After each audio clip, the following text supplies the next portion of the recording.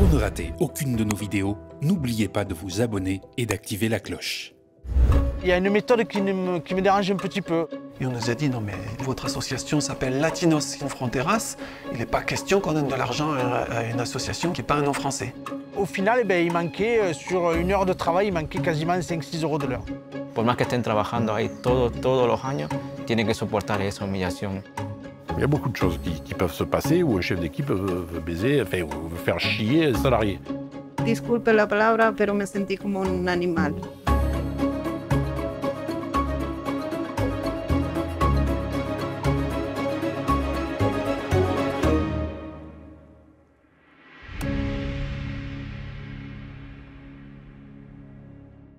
Bonjour à toutes et à tous, bienvenue dans ce nouveau numéro du grand format de Face Cachée, l'émission d'enquête du média. Aujourd'hui, nous allons évoquer un sujet ô combien d'actualité, l'immigration. Vous le savez tous, l'immigration est au cœur des débats politiques, affichée comme une priorité des problèmes à régler pour les Français. À en croire notre ministre de l'Intérieur, Bruno Retailleau, cette immigration ne serait pas une chance pour notre pays et serait même à l'origine d'une grande partie des maux de la société française.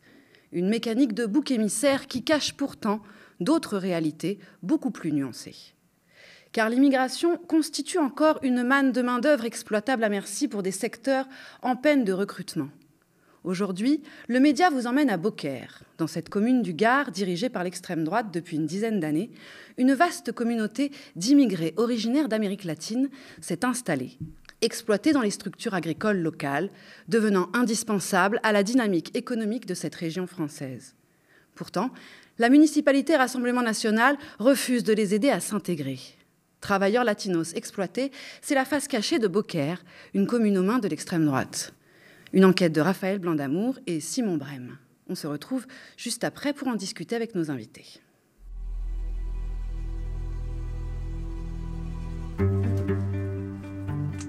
Ils sont étrangers, ne parlent pas français et c'est pourtant sur eux que repose la dynamique économique de cette région du sud de la France. Beaucaire est une ville du Gard d'environ 15 000 habitants. Ici, la surface agricole représente presque 80% du territoire. Entre 2010 et 2020, le nombre de saisonniers qui y travaillent a augmenté de près de 70%. En réponse à cette demande croissante, une main-d'œuvre étrangère principalement composée de Sud-Américains, originaires d'Équateur, de Bolivie ou encore du Venezuela, est venue s'installer ici. Les premiers sont arrivés il y a une dizaine d'années, désormais ils seraient plus de 2000. Bien que ces travailleurs immigrés contribuent à l'économie locale, leur quotidien reste difficile, leurs conditions de travail pénibles. Ignorés par les pouvoirs publics, ils restent vulnérables aux abus des exploitants agricoles et sont rabaissés à leur simple fonction. Une force de travail, utile un temps, remplaçable et mal payée, embauchée sur des travaux que personne d'autre ne veut faire. L'agriculture, c'est pas facile, c'est un milieu où on est toujours mené à être, avec, comme j'ai dit, la chaleur, tout ça. On n'en trouve pas des Français qui sont capables de travailler comme le font ces personnes-là. Et puis, nous, dans nos exploitations, ce qui coûte le plus cher, c'est la main-d'œuvre. Donc, on a besoin d'avoir une main-d'œuvre efficace, qui savent travailler par forte chaleur. On travaille avec la nature, donc c'est la pluie, c'est le vent. Donc, il faut des personnes qui soient assez costauds pour résister à tout ça. Costauds ou qui n'ont pas vraiment le choix de s'imposer de telles conditions de travail. Benoît Boisson a 23 ans. Il co-gère l'exploitation Nectapêche, spécialisée dans la production de fruits et dont le chiffre d'affaires se monte à 10 millions d'euros par an. Dans le Beaucairois, Nectapêche fait office de modèle. D'après nos informations, les travailleurs immigrés y seraient bien traités. Mais être embauché ici n'est pas donné à tout le monde. Dans de nombreuses fermes, les conditions sont indignes. Certains travailleurs rencontrés ont connu des situations proches de l'esclavage.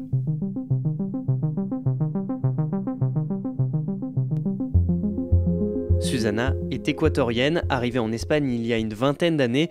Elle a obtenu des papiers espagnols, puis, comme beaucoup d'autres, a migré en France dans l'espoir de meilleures conditions de vie.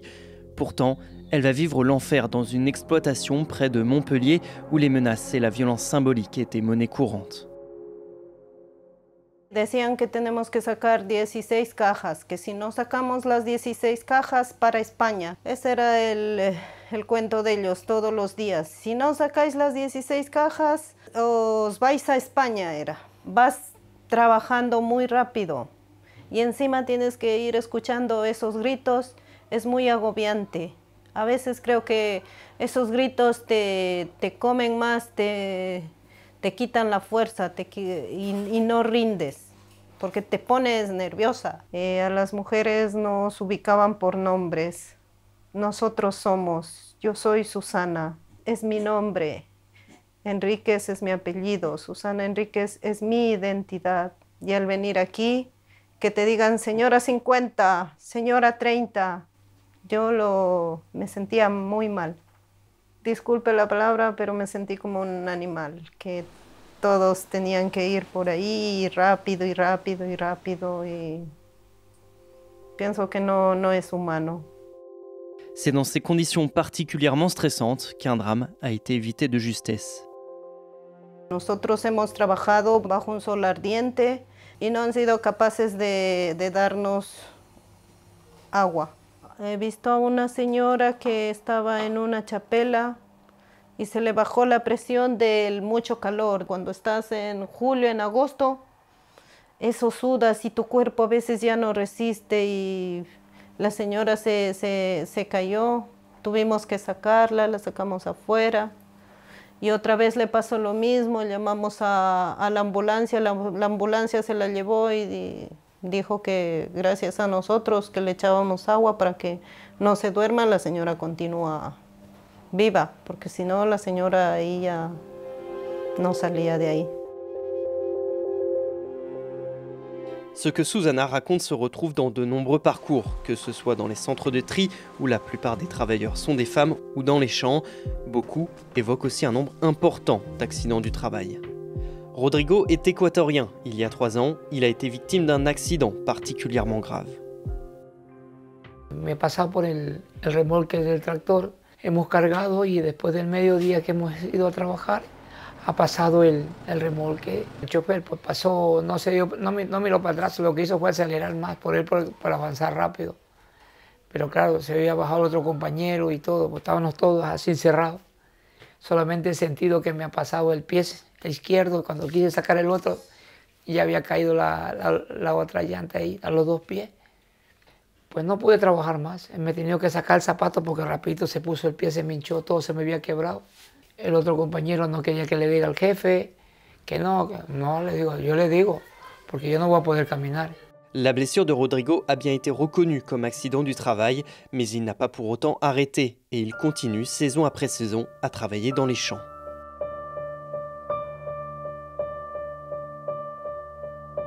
Ces conditions de travail délétères peuvent conduire au pire. En 2011, Elio Maldonado, un travailleur détaché, est décédé de déshydratation dans un champ voisin. Il avait 33 ans. Ce drame a mis la lumière sur un système massif d'exploitation de travailleurs immigrés, l'affaire Terra Fecundis. Cette entreprise d'intérim espagnole a fourni entre 2012 et 2015 aux agriculteurs français plus de 26 000 travailleurs, principalement sud-américains. Ils étaient exploités dans des conditions déplorables. Le 12 juin 2024, la justice a condamné l'entreprise et ses dirigeants. Ils doivent notamment 80 millions d'euros à l'URSSAF. C'est la plus grande affaire de fraude sociale en France. Dans le bassin beaucairois, nombreux étaient les agriculteurs à faire appel à Terra Fecundis. Gilles est vigneron, comme son père et son grand-père avant lui. Il admet avoir recouru à ce type d'entreprise et n'en garde pas un bon souvenir. Il y a une méthode qui me dérange un petit peu. On appelle une agence d'intérim espagnole et qui nous fournissent de la main-d'œuvre. Et à partir de ce moment-là, on dit pour lundi, j'en veux 3, 4, 5, 10, 20, 50. Ils nous fournissent 50 personnes. Eux, ils s'occupent de tous les papiers. Nous, on a juste à payer les heures. Mais c'est comme tous les commerces en France, il y a une part de leur salaire qui passe dans ces sociétés d'agences d'intérim et qui prennent beaucoup d'argent. Je préfère payer quelqu'un. Vous y faites verser un salaire, son argent il va à lui, c'est lui qui l'a gagné. Là, je versais des sous à une structure qui reversait aux ouvriers. Je savais combien je les payais et je savais ce qu'eux ils avaient à la fin parce que je discutais énormément avec eux. Au final, il manquait, sur 1 heure de travail, il manquait quasiment 5-6 euros de l'heure. Pour cet agriculteur, on peut même aller jusqu'à parler d'esclavagisme moderne. Parce que quand vous arrivez à avoir une centaine de personnes le même jour, au même endroit, quand vous avez passé la période de Covid, où les frontières étaient fermées et qu'au moment du ramassage des melons, les mecs ils avaient le Covid, ils étaient quand même dans les champs, Parce que les gars qui étaient vraiment covidés, on les a gardés en France, alors que l'État voulait les renvoyer en Espagne, on les a gardés en France. Les mecs, ils faisaient 2 fois 8 heures dans la journée pour remplacer les heures qui étaient de ceux qui étaient malades. Aujourd'hui, ce vigneron a décidé de se passer de ses travailleurs et fait ses récoltes avec une vendangeuse, une machine à récolter le raisin. Le système Terra Fecundis semble être désormais dépassé, mais les travailleurs immigrés, aujourd'hui principalement embauchés sous contrat français, continuent de mettre leur intégrité physique et psychique en jeu, notamment dans les exploitations qui alimentent la grande distribution. Un travailleur qui souhaite rester anonyme accepte de nous raconter une scène d'humiliation vécue dans un champ de cerisiers d'une des plus grandes fermes de la région. Formé à la va-vite à la cueillette, le manager le surprend à faire une erreur et prévient l'un des gérants de l'exploitation. Llega el Tony, el jefe de la tierra. Yo hice lo mío por cosas que yo dejé caer, la hoja, una hoja muy importante de la cereza. Me dice que porque había dejado caer la hoja. Eso no me enseñó mi encargado y todo pasó tan rápido que comenzó a alterarse, se puso muy nervioso. Me hizo bajar de la escalera, me dijo que me gritó por tercera vez que por qué yo había dejado caer las hojas blancas. Después llamó al encargado, cabreadísimo. Entre el español y francés él comenzaba a decir. Se puso muy a gritar, gritó mucho, para qué mentir, gritó muchísimo que daba miedo. Entonces el encargado estaba muy nervioso conmigo, yo estaba comenzando a temblar. Él llamó al encargado, lo comenzó a decir que por qué este chico lo hace mal, no le enseñaste muy bien. Comenzó a amenazarlo al encargado y yo estaba presente delante de él a un metro. Y yo voy a acercarme, dejo mi cubo de cereza y él me coge de la camiseta, me dice que este chico no traiga nunca más gente. ¿Entendiste? Se puso como un loco psicópata. Y mis compañeros todos estábamos callados. Lo único que como fue 5 minutos entre grito y grito y él se fue, me cogió de la camiseta y me empujó hacia atrás. Y yo nunca pensé que me iba a coger de la camiseta y comenzaba a temblar, se le notaba la furia por dentro. Y yo estaba asustado, no sabía qué hacer. Y él pensaba que me iba a tocar porque dice que nunca, Tony siempre humilla a la gente, humilla a los latinos, no sé, a cualquier gente. Por más que estén trabajando ahí todos los años, tienen que soportar esa humillación. L'exploitation dont il parle est appelée Zorodu par les locaux, un nom qui est revenu plusieurs fois au cours de notre enquête. Zorodu, du nom de ses propriétaires, est l'une des plus importantes exploitations du secteur. Avec un chiffre d'affaires de plus de 30 millions d'euros par an, elle emploie plus de 200 saisonniers en haute saison et produit plus de 10 000 tonnes de fruits par an, principalement à destination de la grande distribution. Dans le Beaucairois, Zorodu a mauvaise réputation auprès des travailleurs latinos. Plusieurs témoins nous ont fait part de pratiques maltraitantes au sein des entrepôts et des vergers.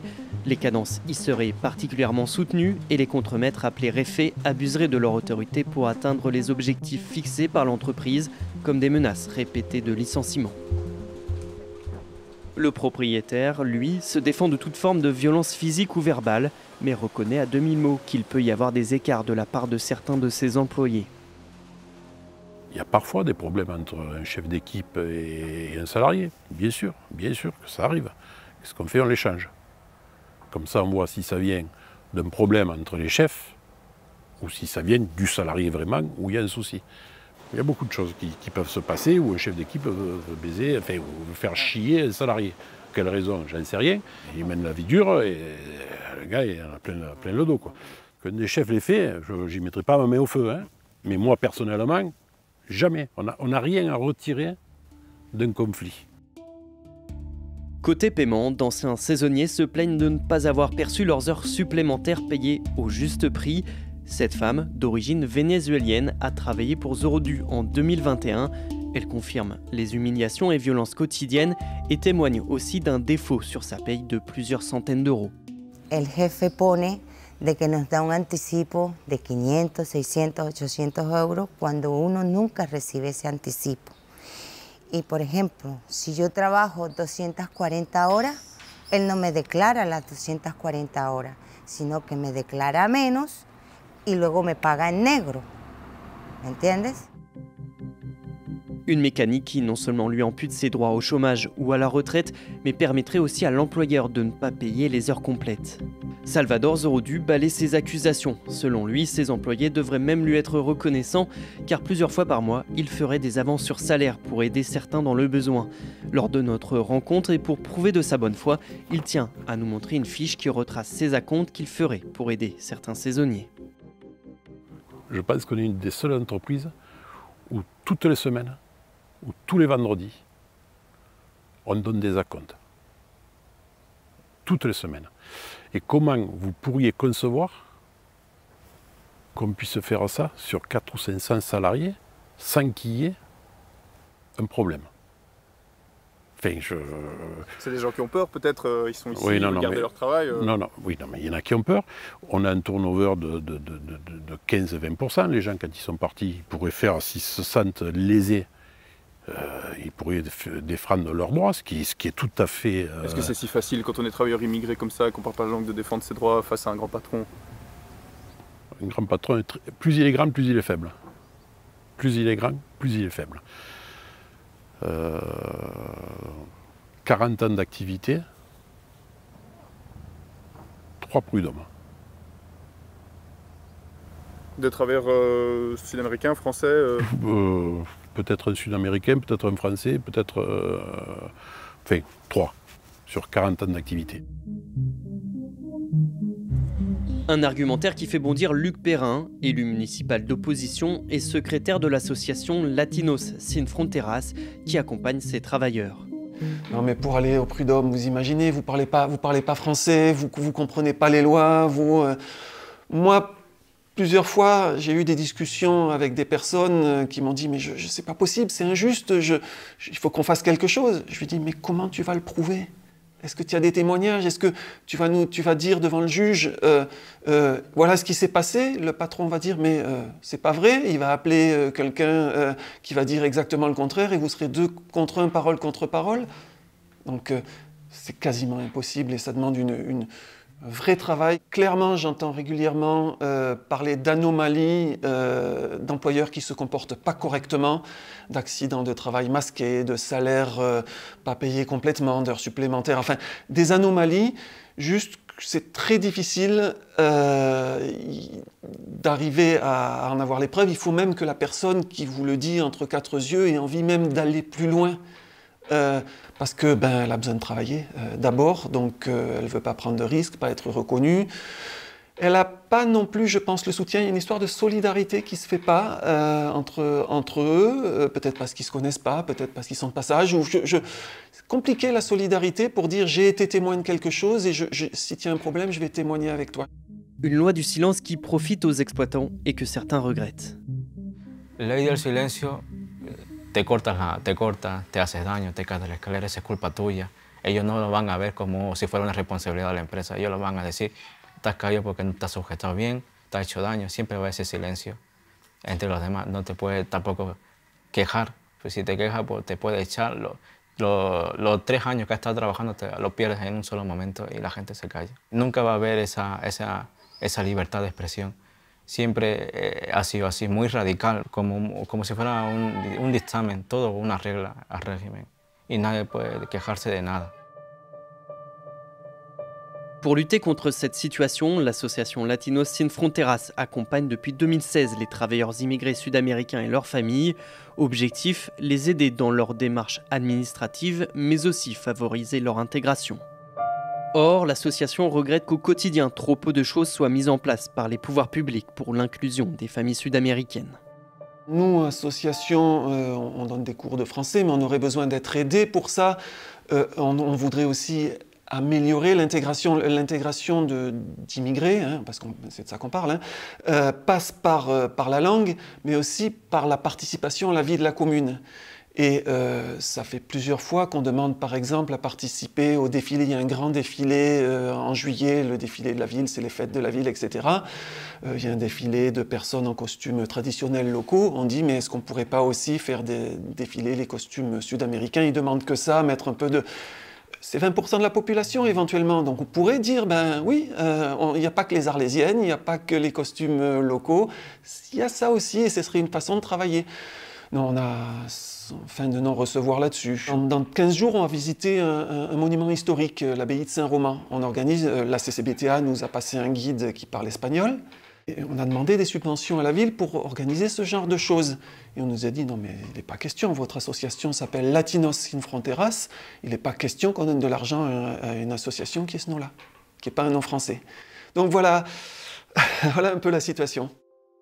Depuis 2014, la municipalité de Beaucaire est aux mains du Rassemblement national. Le parti de Marine Le Pen y a organisé ses universités d'été en 2023 et lancé sa campagne des européennes. À Beaucaire, l'extrême droite est en territoire conquis.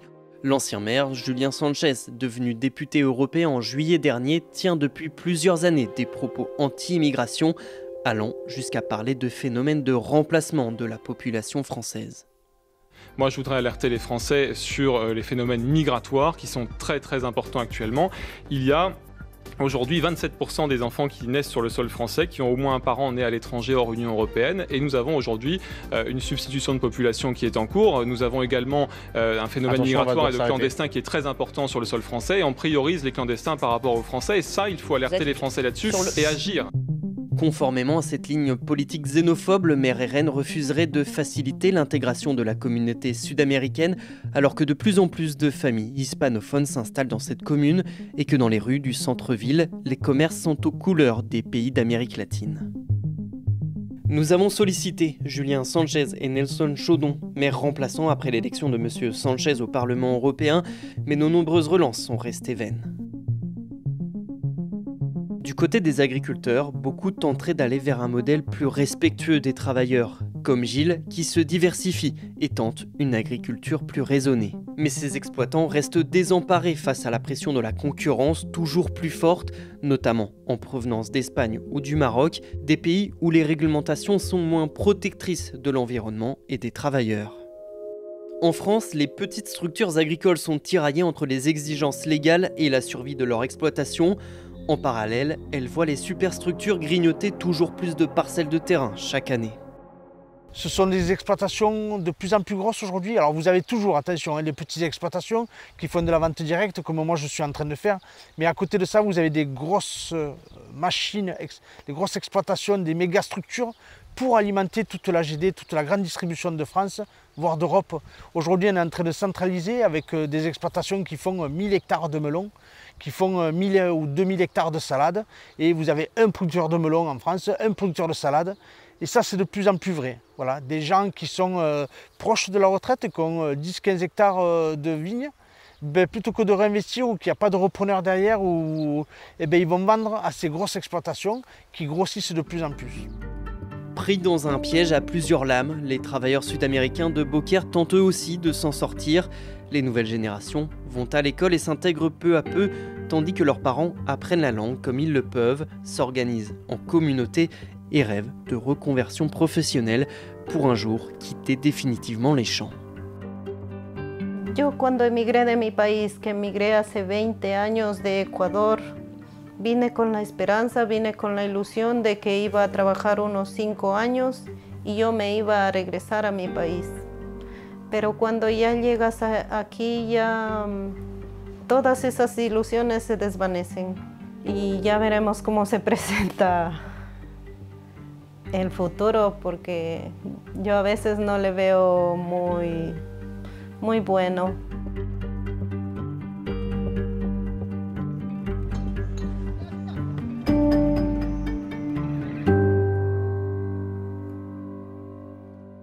Nous sommes de retour sur le plateau de Face Cachée. Merci de nous rejoindre pour ceux qui arrivent. Nous sommes en présence aujourd'hui de Raphaël Blanc-D'Amour. Bonjour. Bonjour. Vous êtes le journaliste qui a co-réalisé cette enquête avec votre confrère Simon Brem. Et nous recevons par Zoom Frédéric Descosses. Vous êtes sociologue au CNRS, rattaché au laboratoire d'économie et de sociologie du travail, membre du collectif de défense des travailleurs agricoles saisonniers, Codestras, et aussi bénévole au sein de la permanence d'accès aux droits Derechos Sin Fronteras. Ma première question, puisque nous venons de voir ce documentaire, qu'est-ce que vous en avez pensé? Quelle est votre première réaction? J'ai beaucoup aimé, bravo à Simon et à Raphaël, parce que c'est vraiment un boulot qui est intéressant. C'est pas souvent qu'on arrive à avoir des documentaires, des reportages qui arrivent à arriver un peu en profondeur dans le sujet et qui passent un peu à travers de toutes les tartes à la crème qu'on peut voir dans ce genre de sujet habituellement. Là, je trouve que vous avez réussi assez bien à capter, à expliquer à la fois comment fonctionne l'agriculture intensive, à le faire avec un certain nombre de nuances, en opposant un petit producteur, en allant confronter avec un gros arboriculteur. Je trouve qu'on entend aussi la voix des migrants, on voit le hors-travail, on voit les familles, on voit tout ça. Donc, les projets migratoires des gens, les gens sont dépeints de manière assez digne. Enfin, voilà, c'est un travail de qualité et merci pour ça. Merci. Alors, ma seconde question sera, sera pour toi, Raphaël. Donc, tu as rencontré un certain nombre de travailleurs immigrés là-bas. Est-ce que tu as des nouvelles d'eux? Aujourd'hui, nous rentrons dans une période d'hiver qui est, d'un point de vue saisonnier, une période creuse pour le travail. Qu'est-ce qu'ils font pendant l'hiver? Comment ils s'organisent? Comment ça se passe? C'est différent en fonction de quel profil ils ont et quel est leur parcours. Il y en a qui vont en fait tout simplement revenir en Amérique latine, certains, quelques-uns qui avaient juste un visa et qui repartent. D'autres vont en Espagne pour se rapprocher de leur famille, leurs amis et autres. Et puis il y a ceux qui restent tout simplement, qui restent soit parce que ils se reposent aussi après cette période qui est intense pour eux, où des fois ils ont des journées de 10-12 heures, et puis ils peuvent aussi toucher le chômage tout simplement parce qu'ils ont cotisé pour certains. Et puis il y a Susanna par exemple qui elle ne travaille plus mais qui cherche à faire des études, qui est aide-soignante et qui du coup fait des stages. Donc ça dépend vraiment. Et t'en as d'autres qui vont aussi essayer de faire des petits boulots couturières pour un peu subvenir et joindre les deux bouts.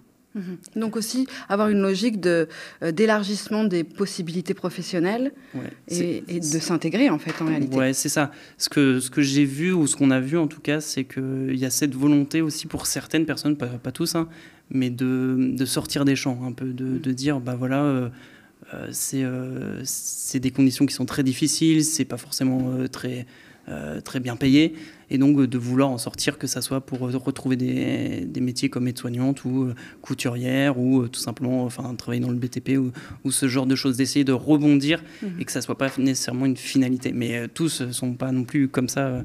Et il y en a qui se contentent de ça, entre guillemets, si on peut dire. Alors, on évalue à peu près entre 15 et 20% la population latinos à Beaucaire par rapport à la population globale de la ville. Comment est-ce que, Frédéric, je m'adresse à vous, comment est-ce que cette communauté s'est construite à cet endroit-là? Pourquoi? Comment elle est arrivée là? C'est quoi son histoire, en fait? Alors, 15 à 20%, je ne sais pas, c'est difficile à savoir parce qu'il n'y a pas de... Il n'y a pas de comptage de cette population. Il y a quelques années, la population elle-même a essayé de se compter au moment des élections en Équateur. Et oui, je pense que une population autour de 3 000, 4 000, 5 000 personnes, ça me semble un ordre d'idée à peu près correct. Alors, c'est une migration de rebond déjà, il faut comprendre ça. C'est-à-dire que c'est une rémigration après une première installation en Espagne. Ça veut dire qu'on est des fois face à des gens qui sont en Europe depuis plus de 20 ans.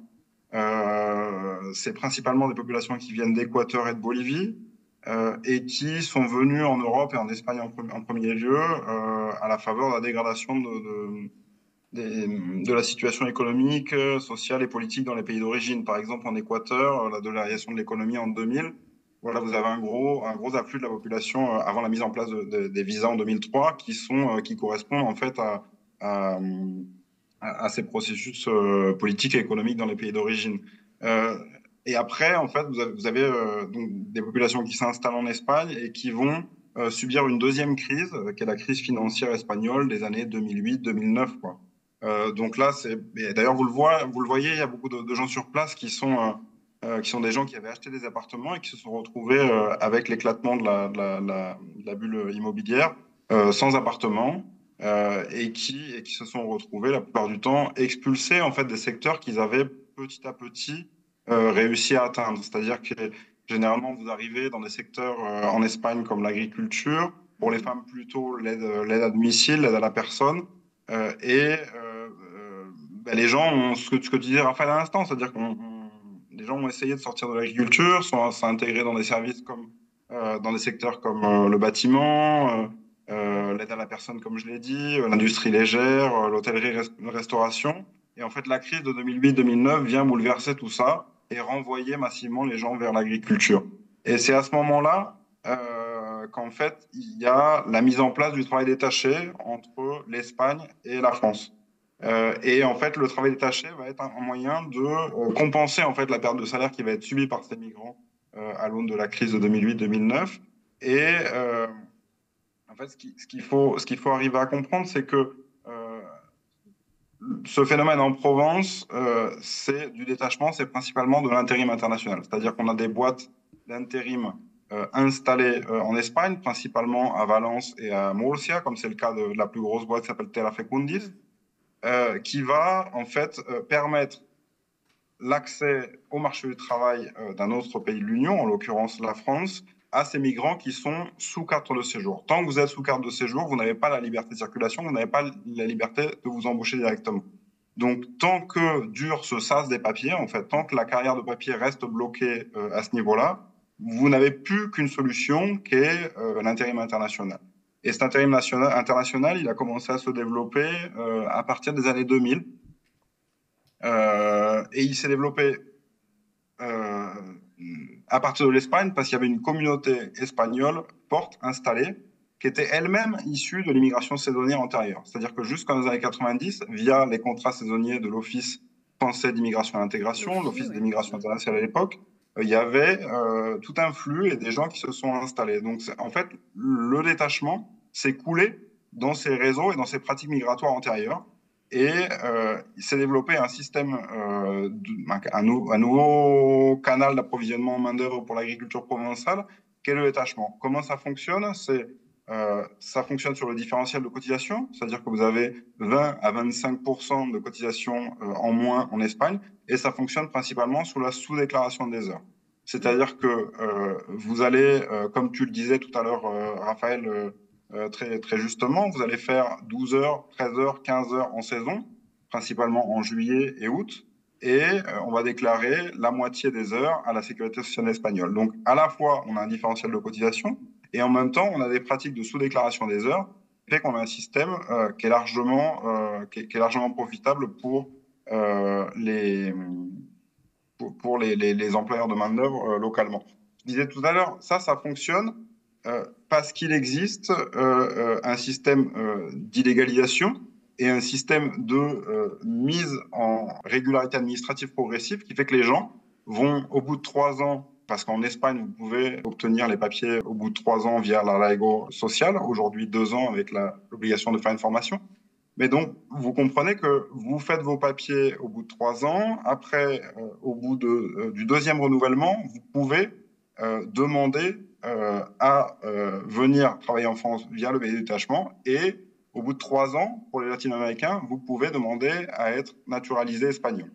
Une fois que vous êtes naturalisé espagnol, vous obtenez le droit à la libre circulation et vous avez ce qu'on a aujourd'hui à Beaucaire. C'est-à-dire que, je vous disais tout à l'heure, Beaucaire, c'est l'installation d'une communauté sur place qui se coule dans le détachement avec ses prolongements qui est, via le phénomène d'obtention de la nationalité espagnole, la possibilité de venir s'installer sur place. Et là, pour le coup, vous avez une immigration beaucoup plus familiale, c'est-à-dire que vous avez 2, 3 générations des fois, vous avez du rapatriement directement de pays d'origine, etc. Donc vous avez dans les écoles une forte présence d'enfants latino-américains, vous avez tout un tas de dynamiques comme ça dans la ville de Beaucaire qui fait que c'est une immigration qui est très présente. Les églises, par exemple, sont remplies. Les églises étaient, comme à peu près partout en France, complètement désertées. Aujourd'hui, vous avez un office qui se fait en langue espagnole et les églises sont pleines. Pour vous donner un exemple un peu de ce qui peut...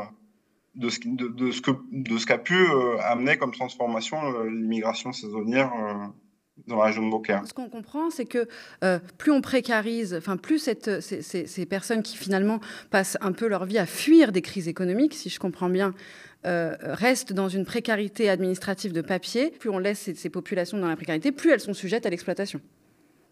C'est peut-être la partie la moins visible des politiques migratoires, c'est-à-dire qu'on a on a des fois du mal à comprendre comment peut cohabiter la présence d'une immigration importante d'une localité et d'une mairie RN, comme c'est le cas de Beaucaire. Vous commenciez votre reportage comme ça. En fait, les politiques migratoires ont principalement pour vocation de précariser, comme vous disiez, les populations. Donc, soit par l'illégalisation, soit par la construction d'une immigration économique, c'est-à-dire une immigration qui soumet la présence sur le territoire français, la légalité de la présence sur le territoire français à l'emploi et au fait de remplir une fonction économique, en fait.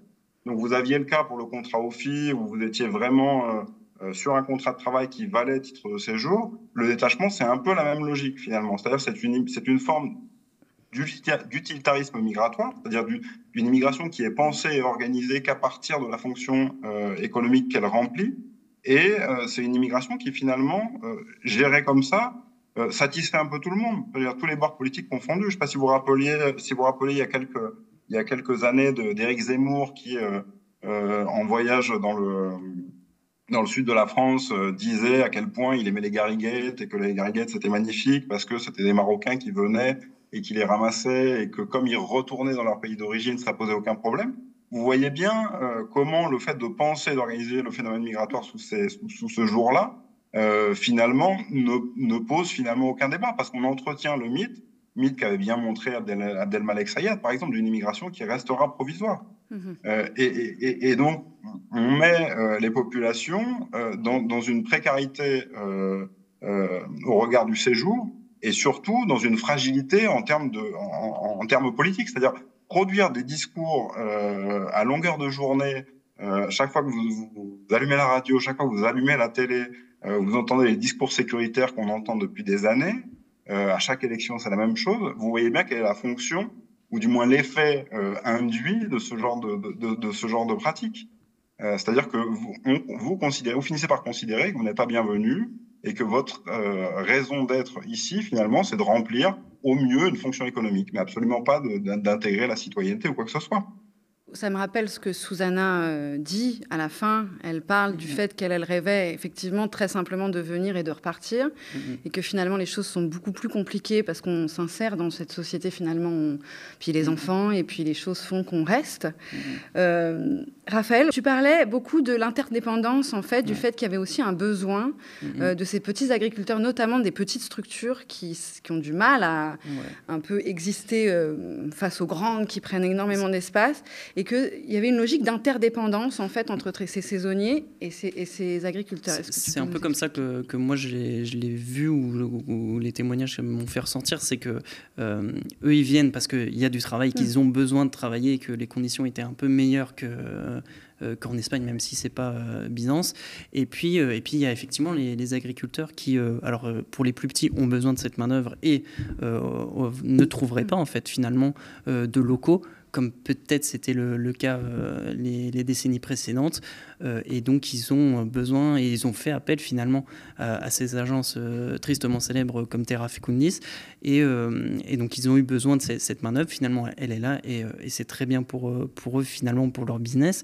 Et puis, il y en a d'autres qui en profitent grassement. Et donc, voilà, c'est cette dualité entre les grandes structures qui vont jouer sur ce rapport de force de cette main-d'œuvre, et ces latinos qui ont finalement besoin de travailler, donc ils vont des fois pas se plaindre, ils vont s'ils ont mal ou s'ils se font mal ou quoi, ils vont pas forcément le dire, s'ils ont des problèmes avec les RFE, les contremaîtres dans les champs, ils vont garder pour eux, et voilà, et donc ça va avantager bien sûr les grands propriétaires, et puis au final il y a les plus petits, la main d'œuvre, si je me trompe pas Frédéric, ça représente 50% des dépenses pour un agriculteur. Donc c'est sûr que c'est quelque chose sur lequel il essaye de jouer et de trouver finalement le moins cher. Et eux, de leur côté, essayent de tout simplement travailler.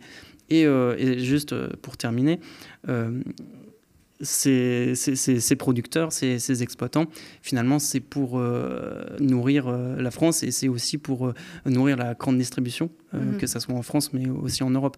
Donc il y a aussi ce modèle économique dans lequel ils sont coincés, où s'ils veulent continuer à subvenir à leurs besoins ou faire tourner leur exploitation, ils ont besoin de cette main-d'œuvre et d'être peut-être un peu moins regardants parfois. Mais comment on explique que, parce que c'est ce que dit aussi l'un des exploitants, le patron de Nectapêche, si je me souviens bien, ils n'arrivent pas à recruter. Comment on explique que... alors, est-ce que c'est parce que les conditions de travail sont très dures, que par conséquent, seuls les gens dans la très grande précarité acceptent finalement de se plier à des conditions de travail aussi difficiles? Il nous dit, en gros, personne ne travaille comme ces latinos dans les champs, etc. Comment on explique ça? Qu'est-ce qui fait que... personne ne veut faire ce travail, en fait? En fait, dans votre question, vous montrez les deux faces du problème. C'est-à-dire que vous le posez du point de vue de l'acceptabilité, donc du point de vue de la personne qui viendrait travailler, et on voit tout de suite se pose la question de est-ce qu'il y a des locaux qui viennent ou pas. Et après, vous posez le point de vue de la question du point de vue de l'employeur. Et vous dites, est-ce que la personne correspond ou non, est-ce qu'elle bosse pareil? Voilà. Et le problème, c'est que cette deuxième dimension, elle reste souvent un peu cachée. Il y a un exemple que j'aime bien donner, qui est je ne sais pas si vous vous rappelez, au moment du Covid, au moment où Guillaume fait cette espèce de grande allocution, où il nous explique qu'on va mourir de faim et qu'il faut qu'il y ait une armée de travailleurs français qui se dirigent vers les champs pour nous sauver de la famine. On crée une plateforme où il y a 350 000 personnes qui s'inscrivent, et au final, quand vous regardez le rapport du Sénat sur cette question-là, vous avez 17 000 mises en relation, c'est-à-dire que concrètement 17 000 personnes qui ont été embauchées dans des exploitations. Et donc, qu'est-ce que ça nous dit? Ça nous dit que les employeurs, finalement, ne veulent pas de cette main-d'œuvre-là. Et vous l'entendez tout le temps. C'est-à-dire que c'est des bras cassés, ils suivent pas le rythme, ils vont pas à ce rythme-là. Ils reviennent pas le lendemain. Alors, c'est un discours d'employeur qu'il faut prendre pour un discours d'employeur, c'est-à-dire à la fois avec des ils sont trop exigeants. Je veux dire, les salariés français seraient trop exigeants. C'est un discours qui sert à dévaloriser une force de travail, principalement. Enfin, faut pas non plus prendre le discours au pied de la lettre et se dire à quel point les locaux sont des bras cassés, etc. Alors évidemment, quand vous avez la possibilité de faire autre chose, vous faites éventuellement autre chose. Ça, c'est un autre débat. Et après, il y a la question du niveau de rendement qu'on attend de la main-d'œuvre. Il y a la question du niveau de salaire que vous donnez. Il y a la possibilité ou non de renoncer à faire des heures sup. Quand vous devez, encore une fois, faire 12 à 15 heures en saison, c'est pas la même chose si vous êtes un travailleur isolé sans famille, disposé à faire les choses, ou si vous avez des gamins à les récupérer à l'école, etc. Donc évidemment que les choses se configurent de manière très différente en fonction du profil du travailleur en question. Mais encore une fois, les remarques que vous faisiez à l'instant sont intéressants. On a évidemment la question du coût et du fonctionnement de cette agriculture-là. Et on a une différence entre le fonctionnement de petites exploitations et le fonctionnement de grandes exploitations arboricoles que vous avez montré dans ce reportage-là. Vous avez eu une concentration en quelques années des terres, une spécialisation toujours plus importante, une agriculture qui s'est massivement salarisée, avec une logique d'économie d'échelle, avec une logique de compression des coûts. Et ça, fatalement, ça a un impact sur les conditions de travail et les conditions d'emploi qui sont proposées aux salariés. En fait, l'agriculture, il faut bien comprendre que vous êtes, en arboriculture et en maraîchage, vous êtes sur un taux de 85 à 90% de CDD. Ça veut dire quoi? Ça veut dire que le CDI, c'est une anomalie. C'est-à-dire que pour arriver à obtenir un CDI, il faut arriver à se fidéliser, c'est-à-dire qu'il faut démontrer à l'employeur que vous avez sa confiance, que vous avez cette possibilité à travailler au niveau de rendement qu'on vous impose, cette capacité aussi des fois à vous taire face à un certain nombre de manquements au droit du travail ou de traitements vexatoires. C'est intéressant ce que disait Raphaël à l'instant. Tu disais, tu comparais les conditions de travail dans l'agriculture espagnole et dans l'agriculture en France. Alors souvent, dans les entretiens, les gens parlent du différentiel de salaire, 2 euros sur le salaire net en moyenne, mais il y a aussi la question à la fois du rendement qui est vécu, qui est dit comme étant moindre en France, et la question aussi de la nature du commandement, c'est-à-dire la manière dont les chefs s'adressent à vous et vous font comprendre ce qu'il faut que vous fassiez. Et on est, voilà, le secteur agricole, même si les salariés migrants nous expliquent que c'est mieux en France, on est quand même dans un secteur assez marqué par une certaine violence des rapports sociaux et des rapports de travail. C'est quand même un des seuls secteurs où des inspecteurs du travail se sont fait tirer dessus. C'est ça qu'il faut arriver à comprendre, c'est-à-dire qu'on est dans un système économique qui marche sur la tête, c'est-à-dire que si vous prenez l'exemple, à la fin des années 60, vous aviez une part du budget des ménages consacrés à l'alimentation qui était de l'ordre de 50%. Aujourd'hui, on est autour de 15%. Donc évidemment, vous avez une pression sur les prix. Évidemment, vous avez une logique de compression des coûts. Et c'est bien entendu dans cette globalité qu'il faut essayer de comprendre les choses. Et je trouve que votre reportage arrive plutôt bien à le faire. Vous parliez tout à l'heure beaucoup du travail détaché, du système du travail détaché par lequel cette communauté s'est fondue, dans laquelle elle s'est fondue. Mais il y a aussi un autre système qui peut-être s'adresse un peu plus aux travailleurs immigrés originaires du Maghreb. Vous en avez un peu évoqué, mais je voudrais qu'on revienne dessus. C'est celui de l'Office français de l'immigration et de l'intégration. C'est une espèce de contrat saisonnier passé avec l'accord des gouvernements et maghrébins, en tout cas marocains et tunisiens et la France, pour permettre à des travailleurs immigrés, donc marocains et tunisiens principalement, de venir travailler en France de manière saisonnière, c'est-à-dire ils ont un contrat de travail et une durée de séjour limité. Ils doivent rentrer. Récemment, alors il y a eu plusieurs choses qui favorisent cette logique, alors ce qui est quand même paradoxal, c'est qu'on est dans un débat sur l'immigration qui semblerait être horrible, on est submergé, etc. Et en même temps, on a un arrêté ministériel donc, qui inclut les métiers de l'agriculture comme métiers en tension, c'est-à-dire que ça permet donc d'ouvrir ces contrats dits OFI à toute l'agriculture française. Et il y a la FNSEA qui vient de proposer un nouveau service de recrutement de ces travailleurs saisonniers, moyennant une prestation de 600 € par saisonnier. La FNSEA organise la venue de Tunisiens et de Marocains sur le territoire français avec l'aval du gouvernement. J'aimerais bien que vous réagissiez à ces éléments d'actualité, sachant qu'en plus, une note de cadrage, donc ça on peut le lire dans Mediapart par exemple, une note de cadrage de la Fédération recommande d'éviter d'employer le terme migrant, que les exploiteurs n'utilisent pas ce terme migrant, mais bien saisonnier hors Union européenne. Non, parce qu'en fait, l'immigration saisonnière, c'est ce que je vous disais tout à l'heure, est pensée comme un dispositif anti-migratoire, c'est-à-dire que migrant, c'est la personne qui peut accéder un jour à l'installation permanente. Donc on est dans des dispositifs qu'on appelle non-migrants aux États-Unis, par exemple, qui sont justement des dispositifs qui ont vocation à créer une espèce de pendularité permanente entre deux États sans possibilité de s'installer jamais. Et le contrat OFI, en fait, c'est déjà ça. Alors le contrat OFI, vous disiez à l'instant, c'est principalement pour les Tunisiens et les Marocains. Moi, dans ma présentation, dans ce que je disais tout à l'heure, je disais c'est les Espagnols qui sont venus massivement avec ces contrats jusqu'en 1991.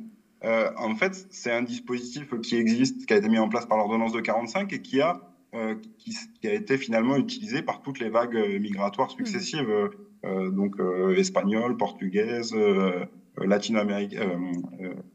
maghrébines et aujourd'hui latino-américaines. C'est intéressant de voir qu'aujourd'hui, on a des contrats OFI, notamment dans l'entreprise dans laquelle vous avez été mettre votre caméra et proposer le micro au patron, qui justement font ces contrats pour des Boliviens, des Équatoriens, des Péruviens.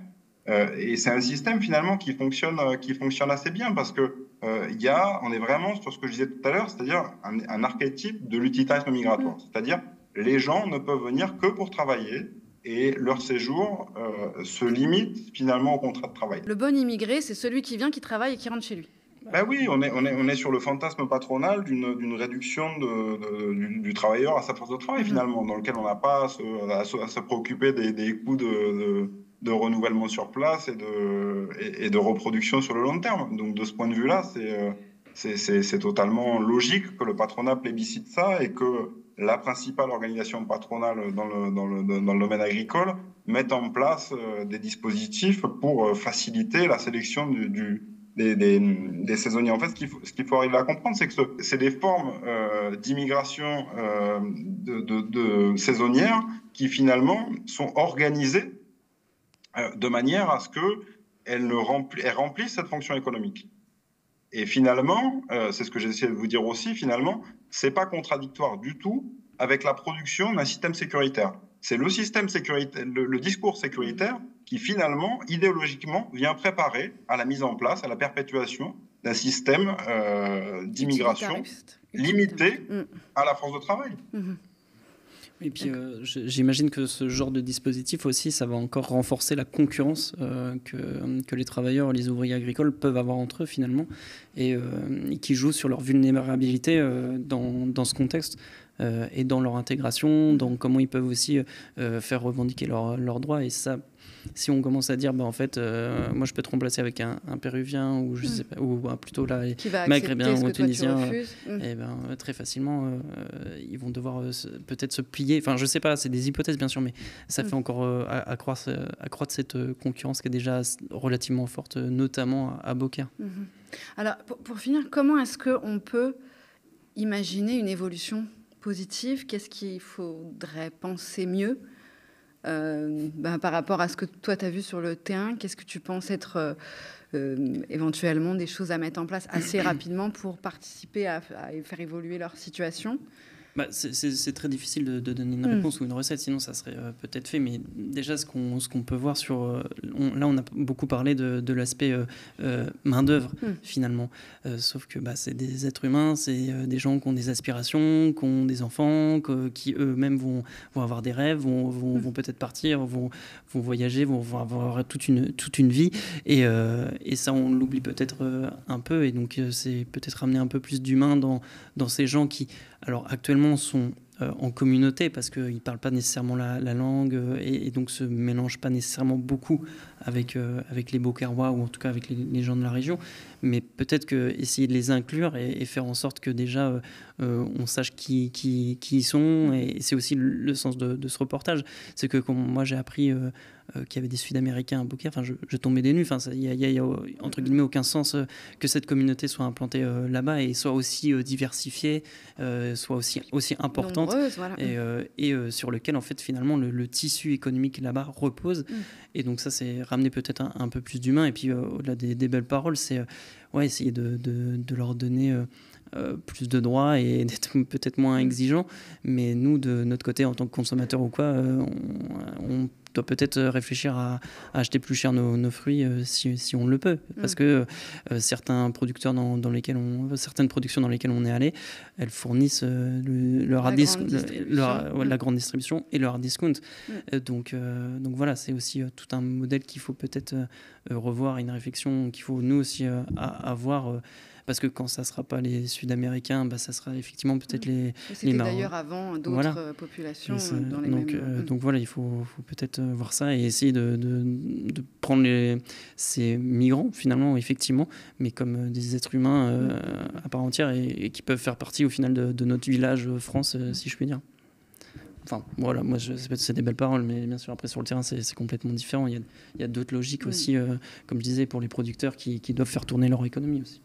Frédéric, vous aviez peut-être, avec votre expérience de bénévole et engagé auprès de cette population, de cette communauté, qu'est-ce que vous pensez qu'il faudrait tout de suite ou...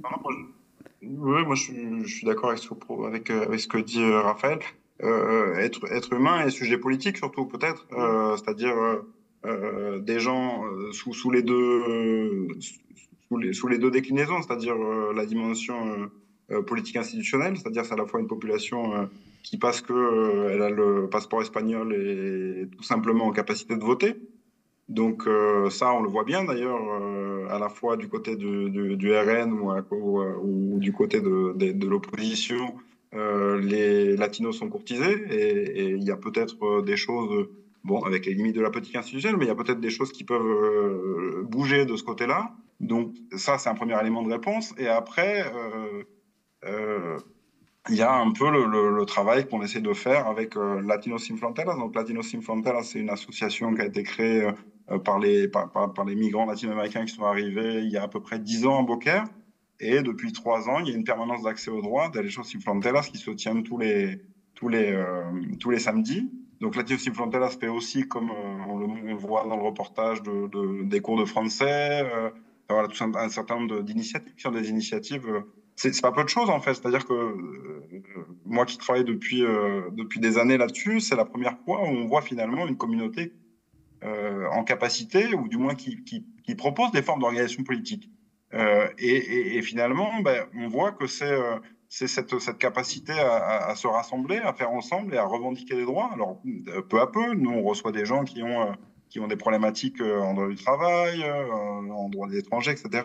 Et on voit que finalement, quand on apporte ce soutien, les gens se mobilisent. Donc, c'est pas un problème de population qui en soi est née pour courber les chines et est incapable de comprendre politiquement ce qui se passe et d'agir. C'est simplement, des fois, il faut des relais. Donc, nous, on est là pour faire ce relais, et on est surtout là pour aider les gens à s'autonomiser dans leur démarche et à prendre confiance et à vouloir faire communauté et à vouloir faire du politique. Soyons donc des relais, en fait, de leurs paroles.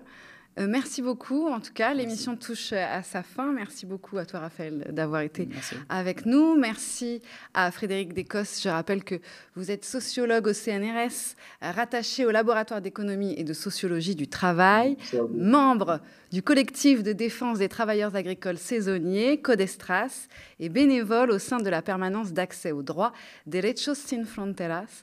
Merci à vous d'avoir suivi cette émission sur YouTube, sur le canal 165 de la Freebox, mais aussi désormais sur le bouquet gratuit de l'application Molotov TV. Merci pour votre fidélité et votre soutien. Vous savez que nous n'existons que grâce à vous, à vos abonnements et à vos dons. Merci aussi à vos nombreux commentaires que nous lisons attentivement. N'hésitez pas à contacter aussi directement le pôle enquête du média si vous avez des informations à nous transmettre, des alertes à nous faire parvenir. Une seule adresse, enquête@lemediatv.fr. Portez-vous bien et à très bientôt sur Face Cachée.